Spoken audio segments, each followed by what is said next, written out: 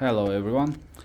I was in the middle of building or upgrading my PC. Got a nice motherboard and very nice CPU,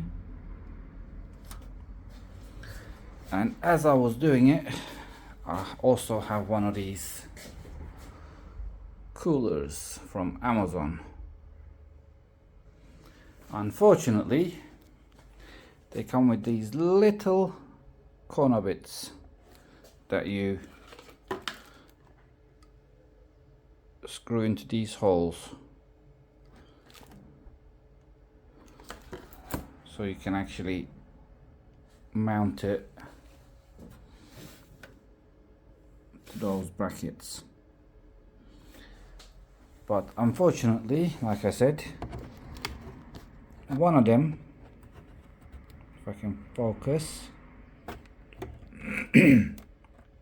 has threads in those for these screws to go into, but this one doesn't, so it just ends up eating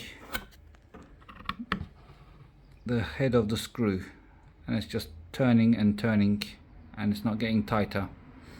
So I found Amazon. They said they're going to send me a replacement tomorrow, and I should just keep this one